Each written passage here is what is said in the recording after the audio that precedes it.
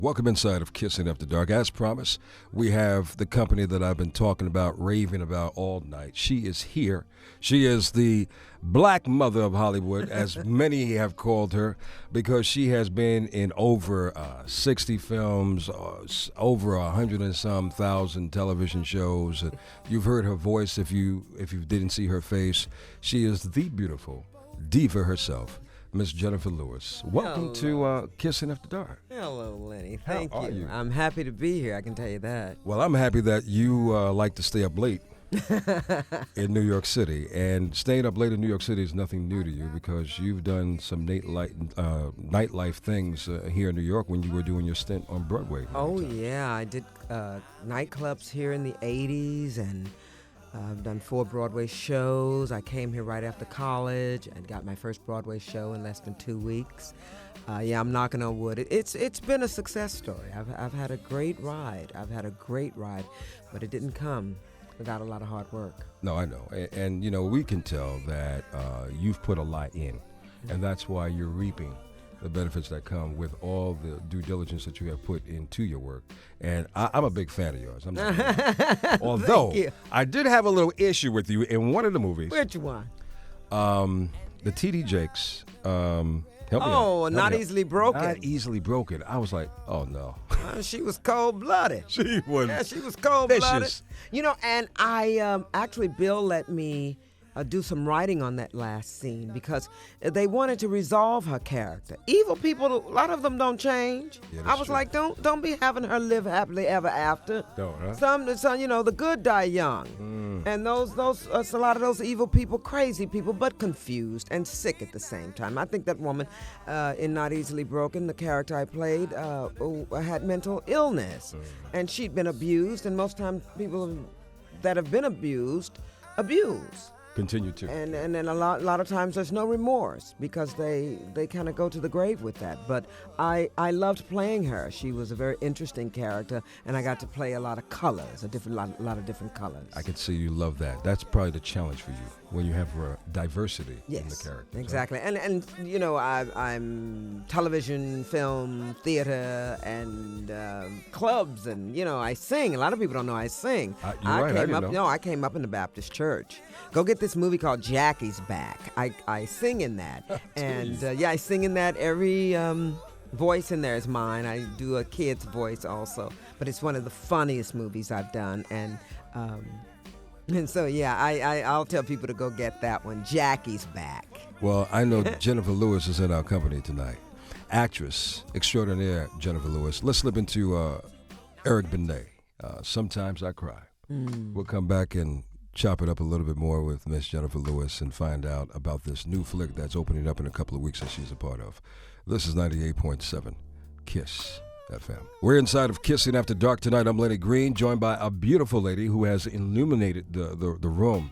Beauty personified is in effect tonight in Kissing After Dark. It's nice to have the lady who we have seen and enjoyed in not only Not Easily Broken, but she's been in The Brothers. I loved you in The Brothers. I loved you in The Preacher's Wife, Dead Presidents. I mean, the list just goes on and on. Antoine Fisher, you played the mom in What's Love Got to Do with It, if I'm not mistaken? Tina Turner film. That was amazing. You have done a wonderful body of work. And in this enormous amount of work that you have done, it's always been women of great respect. Well, you know, I represent the middle-aged African-American woman, and we are some of the most colorful, intelligent, you know, we are the strong black women who have raised this generation. That's right. And we're honest, we're sassy, we're colorful, we're fabulous. Yeah, sure. So, you know, I owe to represent these women in a good light, and I have tried to honor that. Well, you have done an outstanding, great job. And if I was on some kind of board of Academy, you would have gotten your just due, that little award way before that. But you know what I say, everything in time. This is very, very true. You have a movie opening up that you're a part of, the Clint Eastwood movie called Hereafter. Yes. Now, I understand you're making a cameo in there, and I understand you're playing a neighbor. What kind of neighbor are you? Well, it is a woman. The character is Candace, and she's distraught and very desperate to speak to the psychic so that she can talk to her daughter and apologize. You see, we lose members of our family and we haven't quite made amends. And this is her urgency and desperation. It's a great role.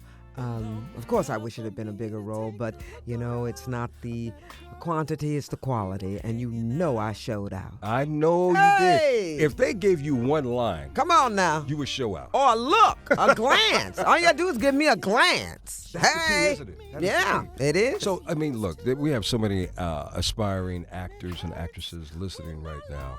And, they hear about the stories, as I've heard about the stories, that, it's hard for black actors in Hollywood to just get in and just to get work consistently. It's hard if you let it be hard. On that note, let's go into, because I'm a big dreamer as well, so I can understand and relate. Good for you. I'm living my dream as we speak. There you go. And honey, you sound good. I've never heard a voice like yours. Sexy. Wow. Well, let's go into Dreams by Smoke City and come back with more conversation with Miss Jennifer Lewis, actress extraordinaire. And if you can't get the voice, baby, just go to the computer and Google, and all of it will pop up. But in the meantime, let's continue to light some candles and sip on some H2O as we enjoy this beautiful lady inside of Kissing After Dark. It's 98.7 KISS. I'm Lenny Green. Welcome home. Get comfortable because we have company dropping by, and this company is beautiful company. This company, I feel her spirit. I feel your spirit before even meeting you, because and I think that's what a lot of us in our community feel. And I can understand how you labeled as the black mother of Hollywood, because you represent that core, strong woman who don't take no mess. It's honesty. How can you portray middle-aged African-American woman and be solemn or false in delivering the soul?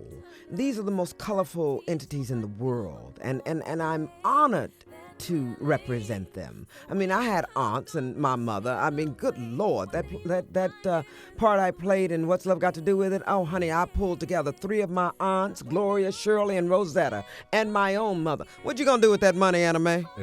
Good Lord, you don't think they call me that? What you gonna do with that money, Jenny? Oh my God. Yes. And then the I'm the only sinner in this house. Come on. And people quote these lines, and the reason they quote them when they see me on the street is because I felt it when I said it, and they felt it when they heard me say it. How much creative freedom are you allowed when you get into your character roles?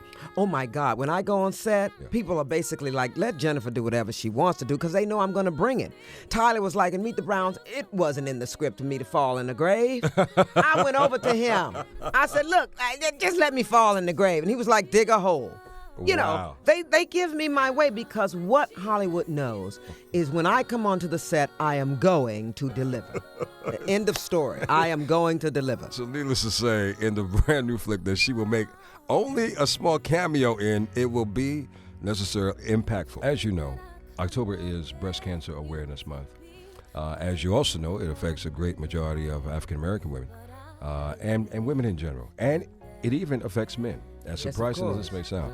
So I just want to know your thoughts on it and how you are continuing to support and acknowledge. Well, I have a sister who is a survivor, and she's doing very well. When she found out she had it, she did the homework. She went and researched what was going on in her body, which we as African Americans need to do more. Get the information, and then you can take care of yourself, and then you're not so afraid. Too often African Americans leave the emergency room for the health care. No, go before, check on yourself, do the work, love yourself a little more, and take care. I just finished a benefit in Los Angeles, lay girls, and they raised a considerable amount of money. Maria Shriver was there, and it was very successful, and I got on stage and showed out. Of course you did. Because I bring it. People get up and they're all solemn about these things. Get some humor in these, in all of these fundraisers. Make people laugh more, and then they'll give you more money. Come on, get real. I guess that's the key. That is the key. And we are here for breast cancer. No, we're here for breast cancer, and let's get it moving. Let's take care of it. Let's find a cure. Really, let's give some real serious energy. Yeah. It's so important. My auntie is a survivor of breast cancer. And she just turned 84. Yeah. So I understand, and that's why I get behind the little ways I can to just support the cause. It's very, very important. And like I said, it affects men too. Most definitely. But I'm there every October, and I'm doing my part. Most definitely. I'm shocked I don't have on my pink ribbon today. And there's another issue before I let you go. Bipolar. Yes. You deal with that situation personally, but you also speak about it. But not only speak about it, you get behind in trying to bring awareness to that entity as well. Yes, I went on Oprah Winfrey and told 60 million people Yes, I you did. had bipolar disorder. And let me tell you, there's no shame in my game. I want the community to let go of some of the taboo beliefs about mental illness. If you stand there going, "Oh, honey, I ain't crazy," then you got to be crazy. Or why talk about it? Come on now, honey, ain't nothing wrong with me. I ain't crazy. Yes, you are. And go get some help. There's always the uncle or the uncle. But it's usually the uncle who's drunk over on the other side, molesting the kids and carrying on, and on top of the table, drunk. Something's going on. Or the aunt in the attic who doesn't come out because of depression. Pay attention. Pay attention to your family members. Get them to go and get some kind of treatment so they can live a comfortable life. I'm medicated and I've been in therapy 17 years. Ain't no shame in my game. It was inherited, and I chose to live a good life. And let me tell you something, honey. I am happy. I am in love. I got me a little puppy. I got a successful career, and I'm cute. Come on now, black don't crack. And you are beautiful. You are beautiful. And I hope that every time you come to New York, whenever time permits, you come by and visit me. I promise I will. I love your energy. Even though I know you're from St. Louis, you got the energy of a New Yorker. Oh yeah. I lived in New York for 10 years. So you took that right in. But listen, I want to thank you for the flowers. You guys can't see Lenny, but he brought me some flowers, and that's a class act, baby. Let me tell you, women don't forget that. Thank you so much. All you guys out there, take your girl some flowers. It's important. It is, of course it is. Miss Jennifer Lewis is her name. Don't forget October 22nd, if I'm not mistaken. Yes, the opening of Hereafter. Hereafter with Matt Damon. Directed by Clint Eastwood. Now that is phenomenal. Hello. How many sisters in a Clint Eastwood movie? You. Bring it, bring it. You, and that's what makes it all important. Thank you, Thank Lenny. you so much Thank for you coming so by. much. Thank We're you. kissing up the dark tonight, baby. On 98.7 Kiss FM.